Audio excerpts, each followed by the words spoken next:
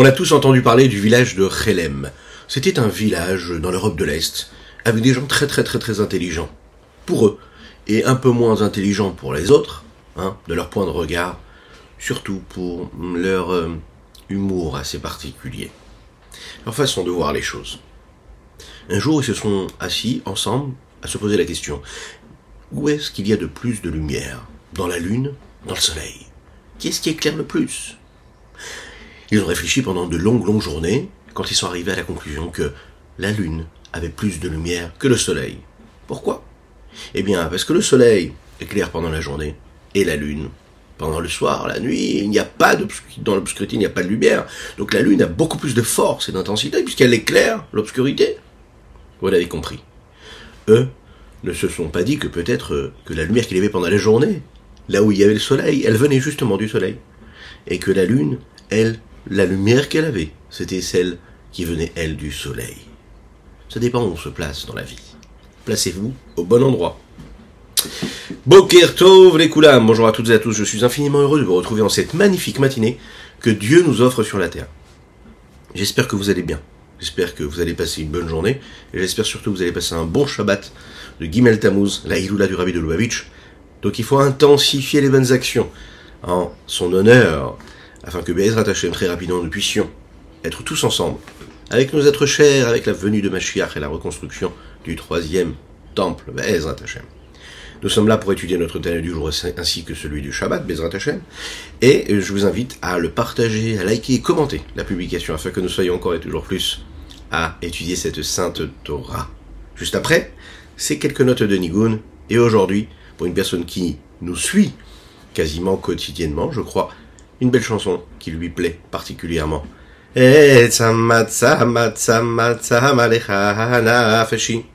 Kama lecha besari, etzama lecha nafeshi, kama lecha besari, tedelalam, yedidadam, tedelalam,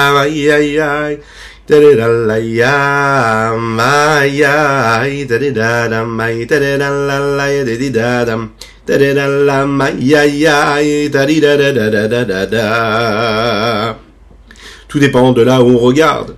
Nous avons expliqué jusqu'à maintenant que nous ne pouvions pas faire des louanges au Créateur, et surtout donc bien sûr à Akadosh Baruch Hu en parlant de sa sagesse, parce que sa sagesse, ça n'est pas la nôtre. Et puisque la sagesse, c'est ce qu'il y a de plus bas pour nous, du point de regard d'Akadosh Baruch Hu, dans quel sens où quand pour nous quelque chose est intelligent et sage, pour Dieu c'est quasiment insignifiant. On n'est pas du tout dans les mêmes repères. C'est ça qu'il faut bien comprendre. Le fait de savoir que quelque chose existe me permet aussi de savoir qu'elle peut ne pas exister. Qu'est-ce que cela veut dire? Si on réfléchit par exemple à une nourriture qui serait ni douce, ni sucrée, ni salée, ni amère, ni relevée, ni aigre, ni salée. D'accord? On parle de quelque chose qui aurait, en fait, pas de goût, mais qui aurait cette capacité-là d'être mis et mélangé à n'importe quel aliment, et qui pourrait lui donner une consistance. Et à chaque fois, vous allez le voir, si vous réfléchissez bien, préparez les plats de Shabbat aujourd'hui, en général, c'est un ingrédient qui est nécessaire, primordial. On appelle ça l'eau, cette bénédiction que Dieu nous a donnée. Il faut de l'eau partout, quasiment, dans tout ce que l'on va faire cuire. Dans chaque aliment, il faut de l'eau. Cette eau-là va lui donner quelque chose de particulier lorsqu'on va y ajouter donc un peu de sucré ou un peu de salé, un peu d'aigre doux parfois, un peu d'amertume, un peu de piquant. Chaque chose que l'on va rajouter, chaque ingrédient qu'on va rajouter à cette eau-là, que l'on va mettre dans chaque aliment, va nous permettre de lui donner une autre idée, quelque chose d'autre. C'est la raison pour laquelle c'est ce qui nous permet de créer quelque chose. Maintenant, qu'est-ce qui est très important de savoir? C'est que cette chose-là, elle pourrait en fait ne pas avoir de personnalité. Mais parce que je la mélange à autre chose, alors je suis capable de donner une personnalité particulière à cet élément initial qui m'intéressait. Mais il fallait absolument que j'ai cette eau-là qui était nécessaire. Dans la sagesse, il y a une notion de sagesse qui peut être standard, qui n'a pas de particularité, qui est juste là parce qu'elle est utilisée comme un outil global, pas précis, intelligence. Et par exemple, quand je veux le décrire, je ne vais pas particulièrement le décrire en donnant une résonance particulière à cet événement intelligent que j'aimerais décrire, ou bien à cette idée intellectuelle qui a pu refléter comme quelque chose vraiment de très très particulier, très particulièrement intelligent, de très profond. Mais il y a également la possibilité d'en parler avec quelque chose de beaucoup plus, on va dire, neutre. Et il y a des fois où l'intelligence, elle est flagrante. Où je vois qu'il y a quelque chose d'intelligent qui a été dit. Ça n'a pas juste été utilisé comme un moyen d'explication d'une telle ou telle notion. Ok ? Pas besoin de parler d'intelligence lorsque je vais décrire quelles sont les étapes qui me permettraient d'arriver de tel endroit à tel endroit en partant de tel endroit. Par contre, lorsque je vais expliquer une notion intellectuelle, philosophique, là, on va voir que l'intelligence, ça va avoir une place très très particulière. Ça dépend comment est-ce qu'elle peut être utilisée. Regardons dans les mots ce que le Tanya nous dit aujourd'hui, et on va développer ce sujet-là juste après. Nous sommes exactement à Rak. Les Nivraim, les créatures, elles n'ont pas la possibilité de ressentir, de saisir uniquement ce qui vient à partir de l'enchaînement des différentes étapes de la Chorma, de la sagesse, de l'intelligence. C'est le commencement de tout. Les Madrigat Asiya Hashefela, ce qui nous amène vers le niveau de l'action, hein. C'est la raison pour laquelle nous disons que les Kachadou Obrim chez les Gabé Akadosh Baruch Hu Nechechevet Madrigat HaChochma Ke Madrigat Asiya Mamash. Pour Akadosh Baruch Hu, le niveau de Chorma, c'est considéré en réalité pour lui comme un acte, quelque chose de physique, une action, comme l'action qui arrive au bout de la chaîne de ce cheminement, qui est le cheminement qui s'opère chez un homme normal, à savoir, nous l'avons dit, les 5 étapes, la sagesse, le désir, le sentiment, la pensée, la parole et l'action ensuite. Chez Akadosh Baruch Hu, c'est pareil en fait, c'est la même chose. Daïnou le marche où Ram Venissav Nalaïlou, Rav Mod, Madrigat Achorma, Akadosh Baruch Hu est bien plus élevé que le niveau même de ce que nous pouvons appeler le niveau de la Chorma. Il dépasse tout en réalité. Lechaim.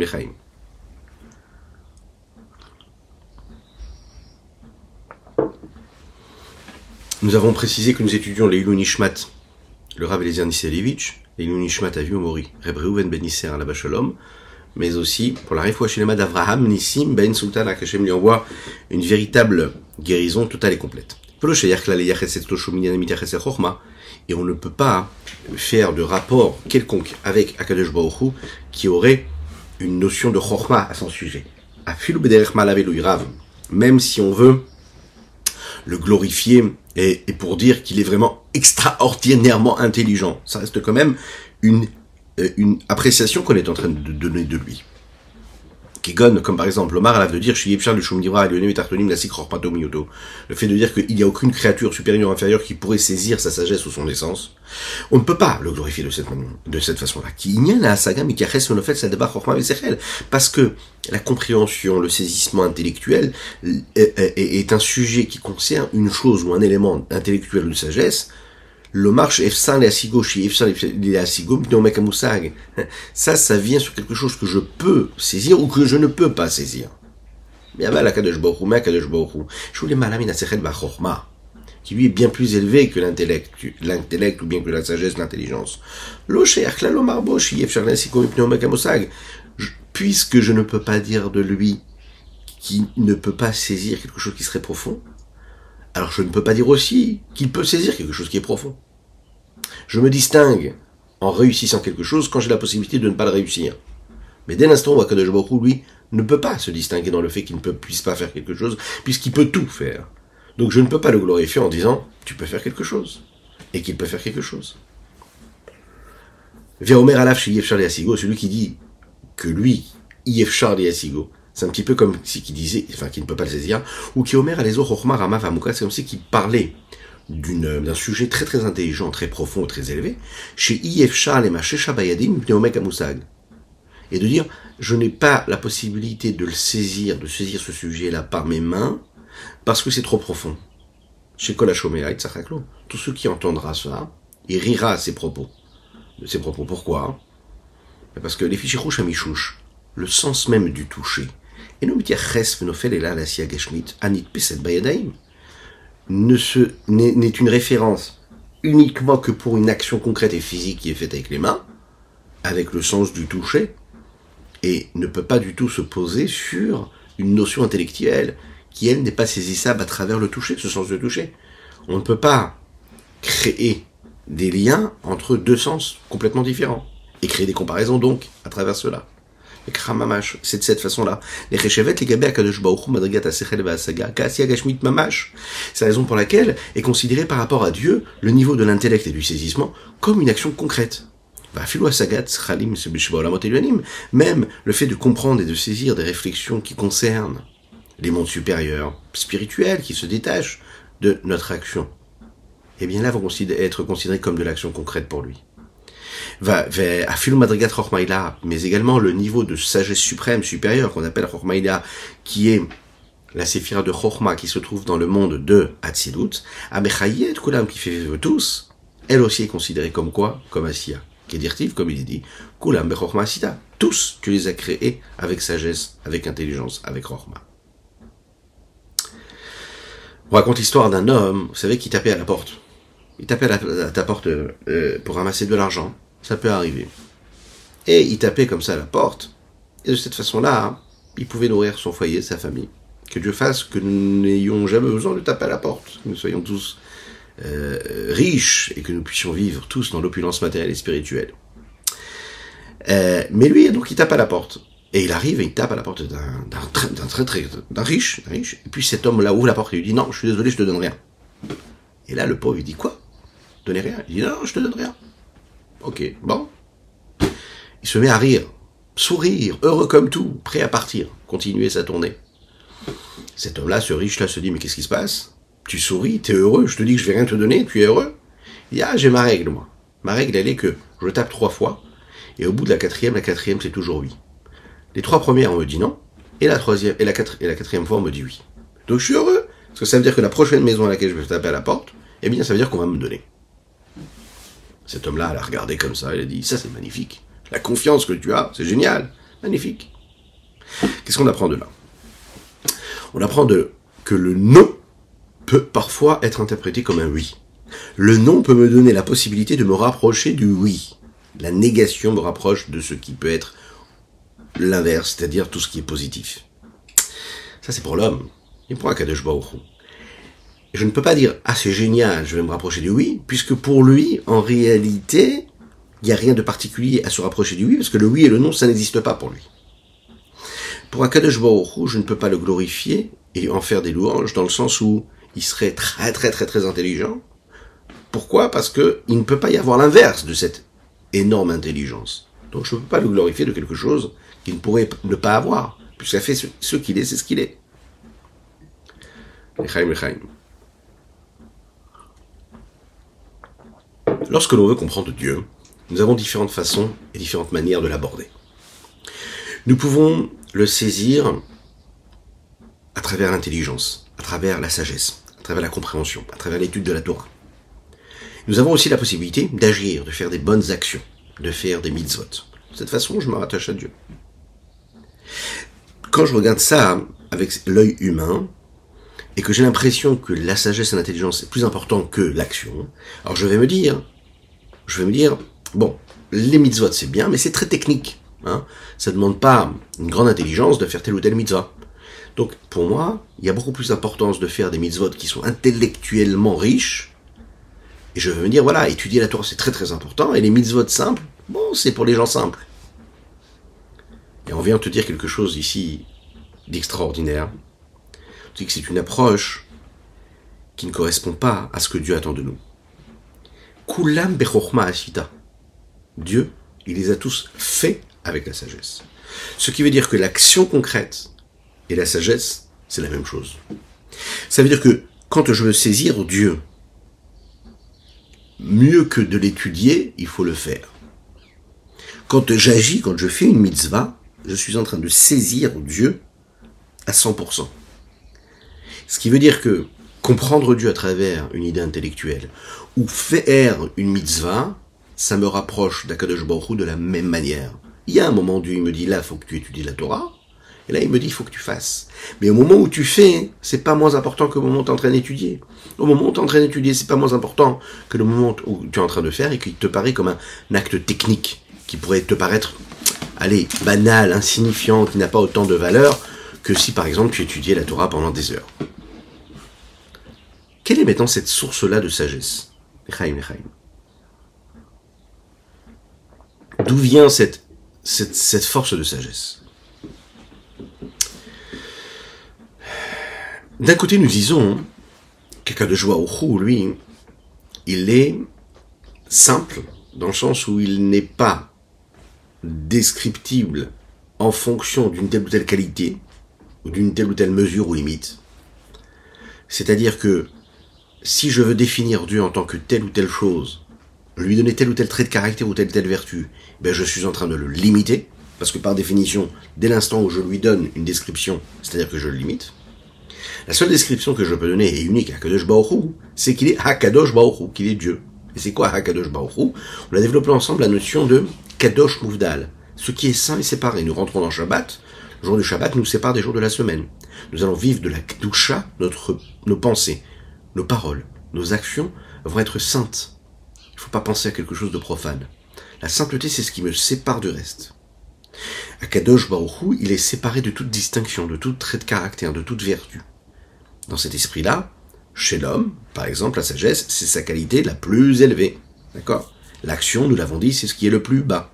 La description que nous en donnons, à savoir que le sage, lui, crée chez l'homme quelque chose de particulièrement élevé et qui le distingue à travers son intelligence et sa sagesse, chez le créateur, ça va être quelque chose de tout à fait bas.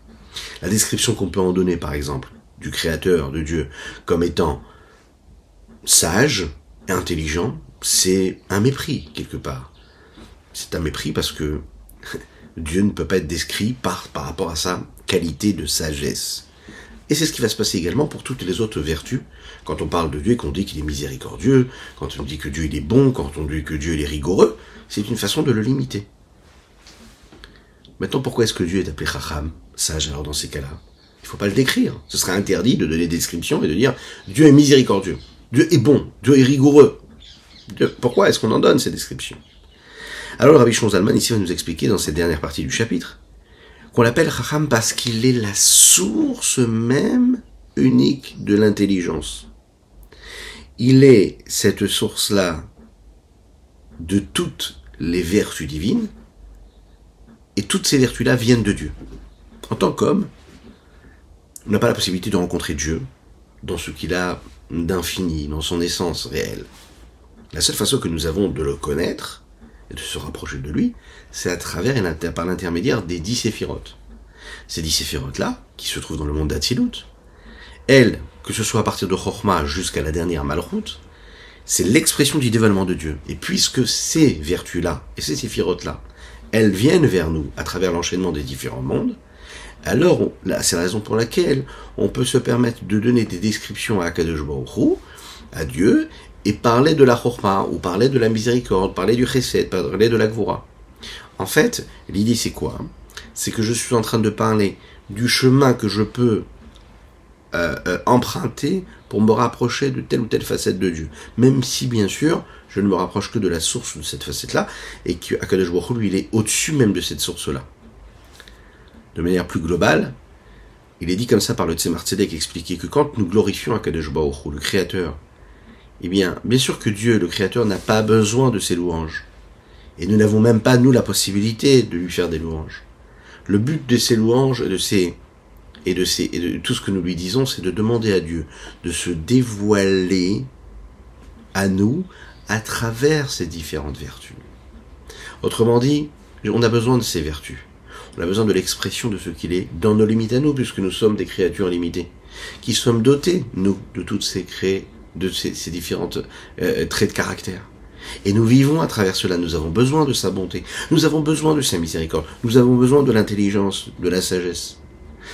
En réalité, quand nous parlons de Dieu en tant que chacham, que sage, en fait, on est en train de réveiller la source d'énergie, la source de vitalité, de l'intelligence, ou de la bonté, ou de la rigueur, et de demander à Dieu de se révéler, de se dévoiler à nous, à travers tel ou tel séphira, à travers tel ou tel trait de caractère.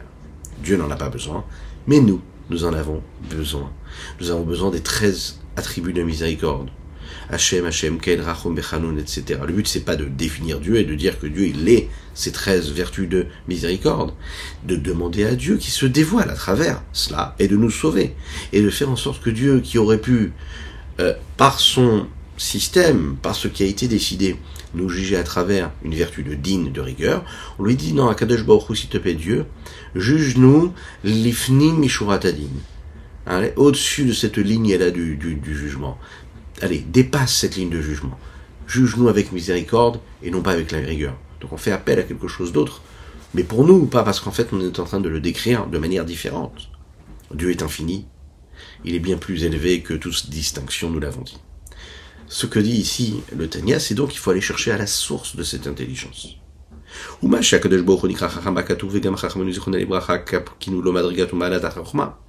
quand nous parlons de Akadosh Baruch Hu en tant que Chacham dans la Torah, et que nos sages de mémoire bénie l'ont aussi défini en tant que tel, nous parlons non pas de sa sagesse, son intelligence, mais de la source de la sagesse et de l'intelligence globale.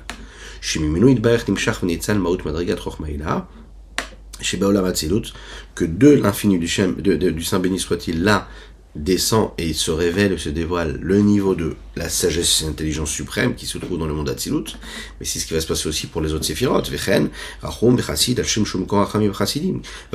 nous parlons de Rachum, quand on dit que Dieu il est chassid, dans le sens où nous disons en fait que c'est la source de la miséricorde, la source de la pitié, la source de la bonté. Et la même chose, et la même chose pour les autres vertus qui viennent tous de Dieu lui-même, Saint béni soit-il. Comment est-ce qu'ils sont arrivés toutes ces sphirotes-là de Dieu et quelle est cette essence-là qui se révèle à travers elles? Yadwala maskilim, c'est connu pour les maskilim, c'est-à-dire ceux qui sont des personnes qui ont la capacité de compréhension et de saisissement réel de ces notions-là chassidoutiques, kabbalistiques, qui sont assez poussées.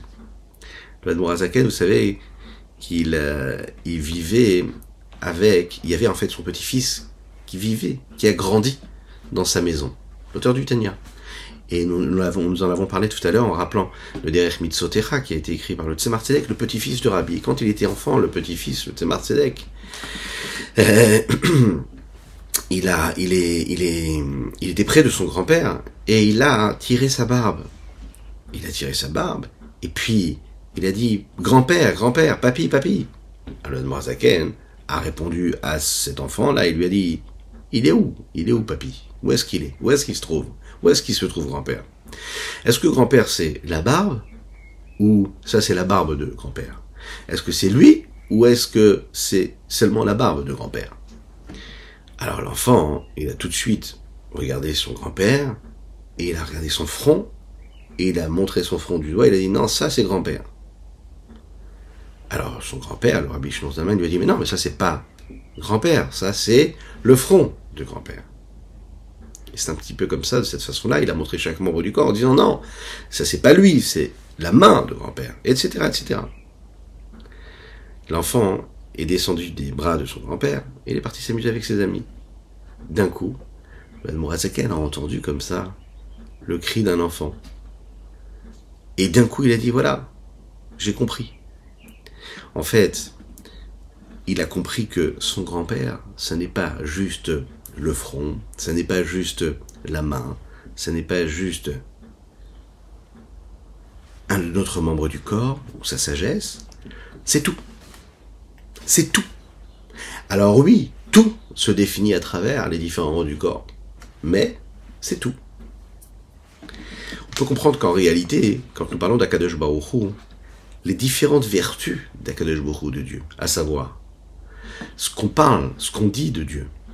Il est miséricordieux, il est sage, il est intelligent, il est patient, il est conciliant. Bah, ce n'est que des vertus qui viennent de Dieu. Mais est-ce que c'est Dieu? Non, c'est pas Dieu. C'est Dieu qui est la source de toutes ces vertus, dans son essence et dans son infini.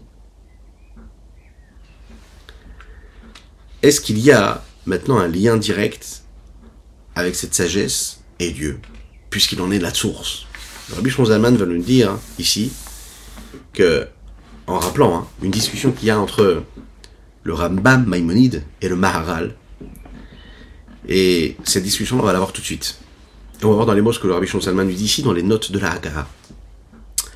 Le Rambam écrit dans son livre Mishneh Torah que le Créateur, c'est un Créateur qui est unique et qui n'est pas du tout un assemblage de différents éléments. D'un autre côté, nous savons que le Créateur, il a une forme d'intelligence, il a la chorma, il sait, il surveille, il sait tout ce qui se passe sur Terre. A priori, la sagesse du Créateur de Dieu, elle apporte quelque chose de plus au Créateur. Il y a quoi? Il y a lui et il y a sa chorma et sa sagesse. Un petit peu comme un homme normal, dont l'intelligence et la sagesse apportent quelque chose de plus à ce qu'il est lui. C'est la raison pour laquelle dans la sagesse de l'homme, on peut voir des différences en fonction de l'évolution, de ce qu'il va apprendre et évoluer dans sa réflexion, et au fur et à mesure des années. Avant il savait, maintenant il sait plus.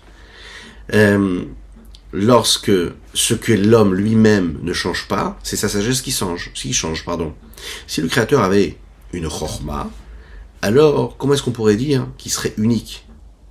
C'est la raison pour laquelle le Rambam Maïmonide nous dit que la chorma d'Akadosh Baruch Hu, la sagesse et l'intelligence du Créateur, elle est différente de la sagesse de l'homme. Chez le Créateur, lui et sa chorma, c'est une seule chose. C'est la raison pour laquelle nous n'avons pas du tout la possibilité d'être comme lui il est, puisque lui il est la connaissance, il est ce qui sait, qui est su, et il est aussi celui qui connaît, comme nous l'avons dit dans Ilchot Yesodei HaTorah. Et vient 400 années après cela, arrive le Maharal de Prague, et on sait que l'Admor HaZaken, Rabbi Shlomo Zalman, était un des descendants du Maharal de Prague. Et lui il va dire complètement l'inverse de Rambam, de Maïmonide. Et Maharal de Prague il dit comme ça: si on dit que Akadosh Baruch Hu, le Créateur, et que sa chorma c'est une seule chose, de cette façon-là, on est en train de limiter Dieu à quelque chose. Cela voudrait dire que quoi? Qu'il a une qualité descriptible et limitée qui est la sagesse, et c'est une forme aussi de chute et de descente et de mépris qu'on pourrait avoir pour le Créateur. Il dit la seule façon qu'on peut décrire Dieu, le Maharal de Prague, c'est de dire tout simplement qu'il est Akadosh Baruch Hu, qu'il est Dieu, qu'il est séparé de tout le reste, qu'il est séparé de toute description, de tout descriptif, qu'il est séparé et élevé et de toute qualité particulière qu'on pourrait lui donner. C'est la raison pour laquelle les Chachamim n'ont pas défini le Créateur en tant que Achacham Baruch Hu. L'intelligence, c'est la vertu la plus grande, le trait de caractère le plus élevé qu'il pourrait y avoir chez un homme.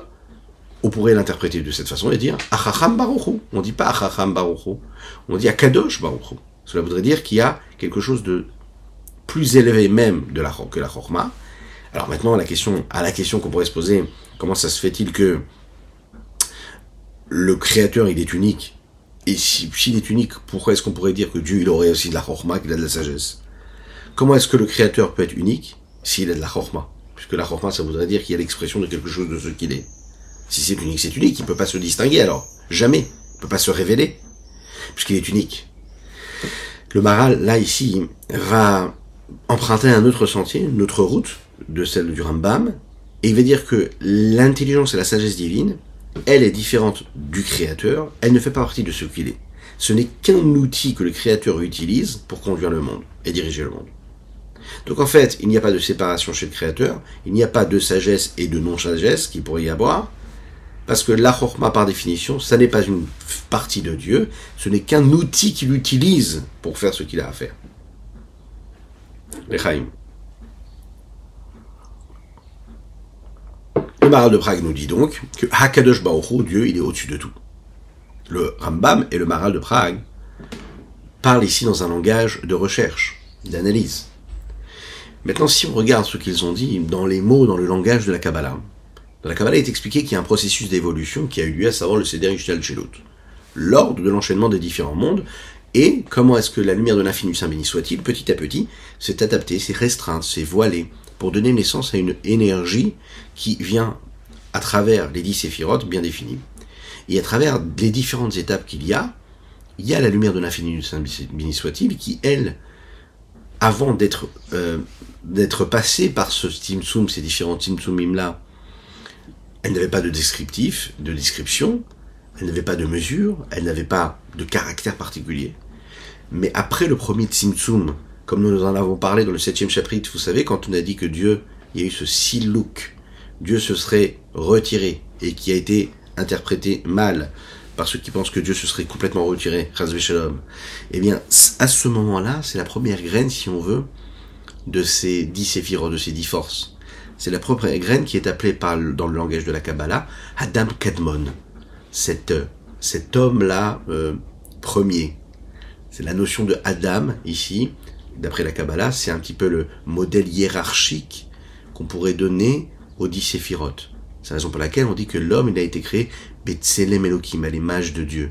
Puisque dans l'âme de l'homme, il y a cette construction des différentes séphirotes, qui elles proviennent de la source première de la construction des différentes séphirotes, qui se trouvent dans le monde d'Atsilut, qui elle est appelée Adam Aelion. Adam Aelion, c'est l'homme suprême. C'est le niveau de Adam Kadmon, qui est l'étape qui précède les 10 séphirotes. C'est la première graine de toutes ces séphirotes-là, telles qu'elles se définissent à travers l'unicité même qu'elles représentent, et comme elles sont dans leur essence, et non pas telles qu'elles apparaissent dans leur différence. Un petit peu comme si qu'il y aurait une seule séphira. Ça, c'est le niveau de Adam Kadmon. Adam Kadmon, il est appelé, on va dire, une créature globale, dans laquelle il y aurait tout. À l'inverse d'une créature précise et particulière et singulière. D'accord.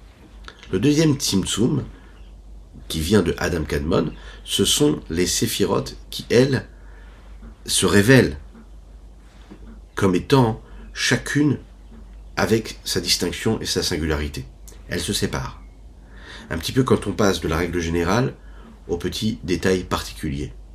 C'est un niveau qui est appelé aussi le Olam Anekudim, sans rentrer dans les détails, qui est appelé une créature globale, et c'est une situation où là, les séphirotes, qui elles sont des séphirotes qui prennent l'apparence de 10 différents points de base qui se séparent l'un de l'autre, sans qu'il y ait l'association de quelconque association, sans qu'il y ait aucune association entre chaque séphirote et aucun lien entre chaque séphirote.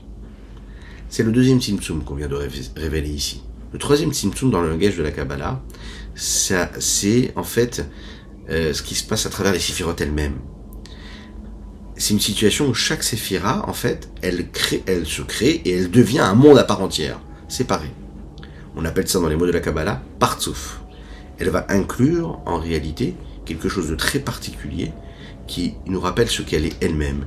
Et à travers chaque séphira, on va créer quelque chose, une forme, quelque chose dans lesquels il y aura un lien, des rapports, des contacts différents, mais qui seront dépendants d'une certaine hiérarchie qui va se mettre en place. C'est ce que nous appelons la Asiya Klalit, ou le Olam Atikun, le monde de cette réparation-là, Tikkun.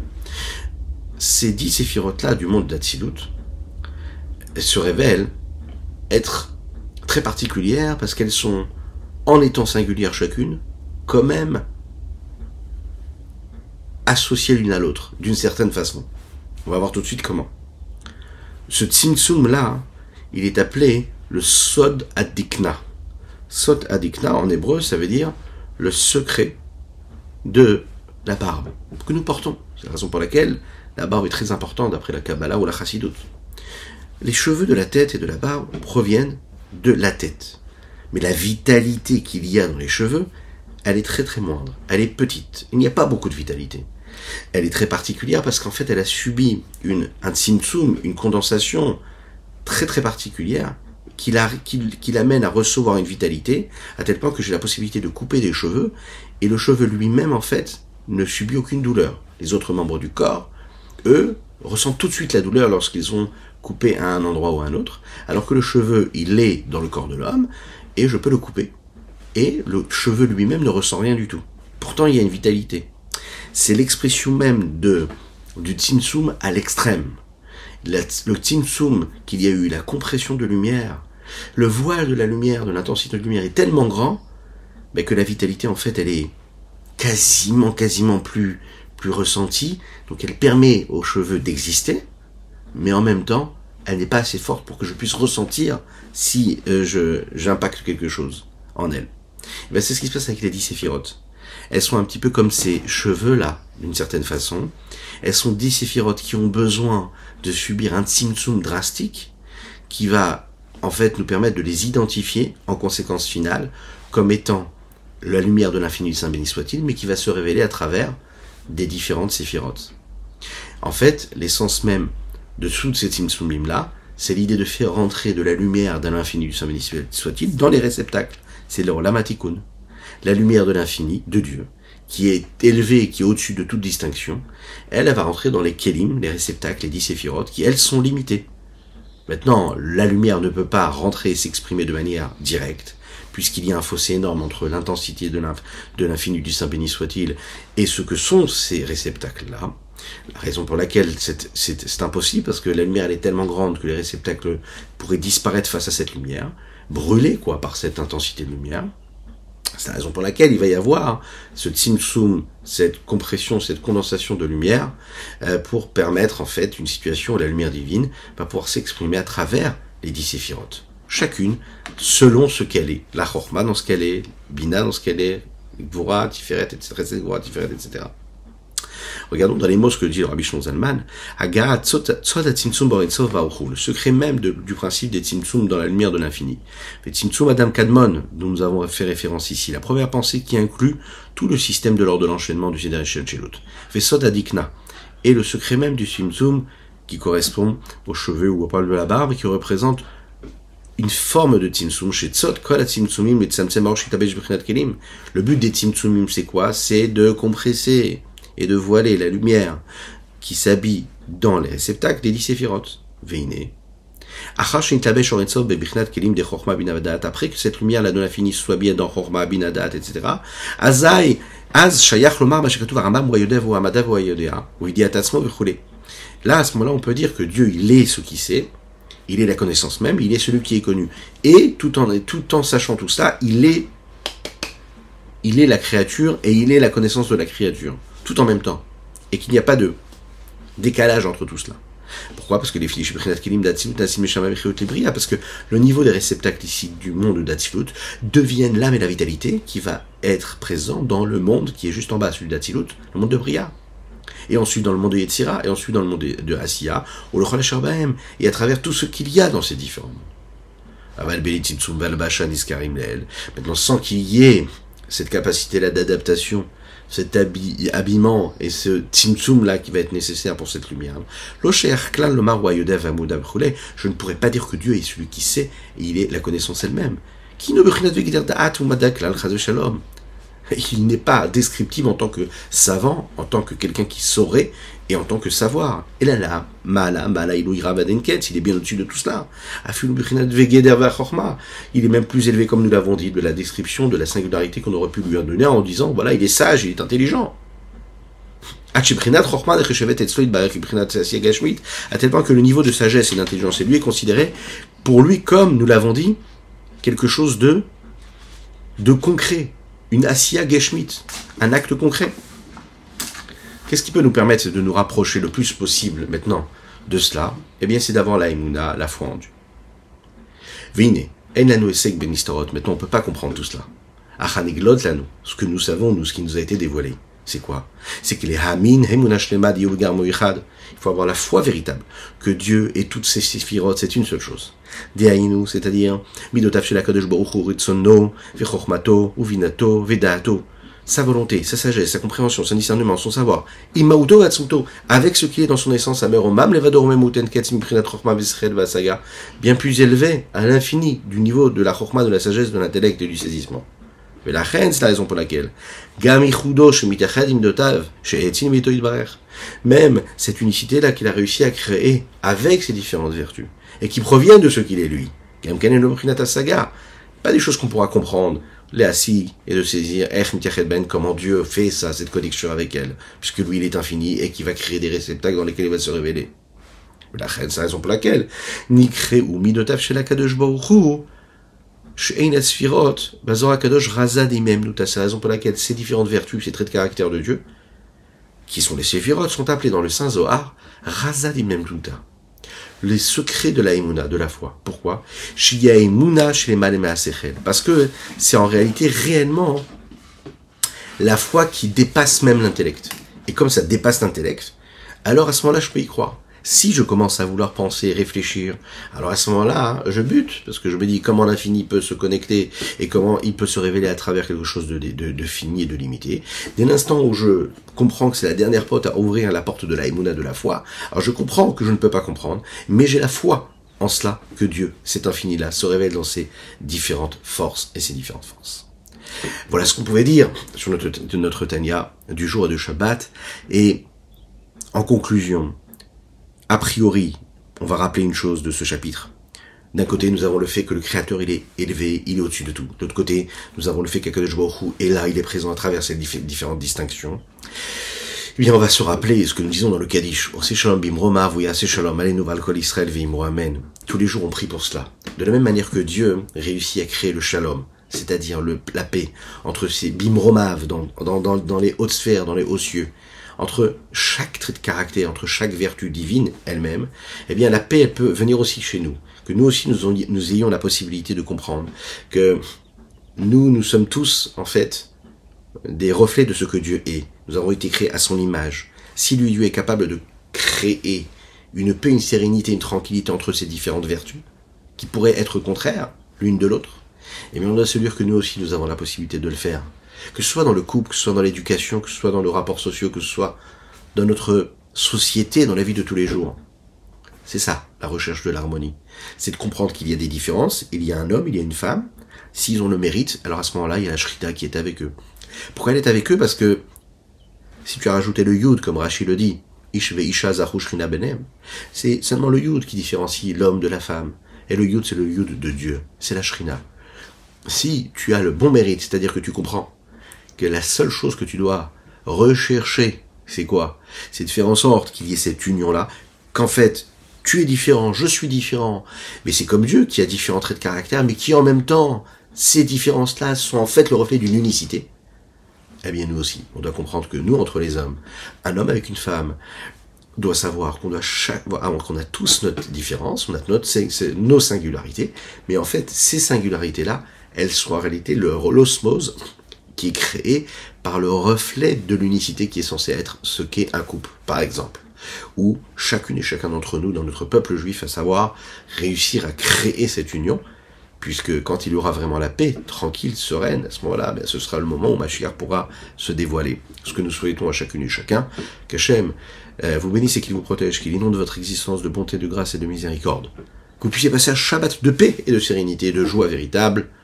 N'oubliez pas, c'est Gimel Tammuz.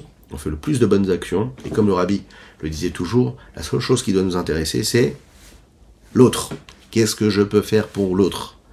Et quand je cherche à faire quelque chose pour l'autre, alors automatiquement, je deviens l'autre. Et si je suis l'autre, alors je suis ce que Dieu attend de moi, puisque je me mets complètement en retrait pour laisser descendre la lumière d'Akadosh Baruch Hu ici-bas sur terre. À bientôt, Shabbat Shalom.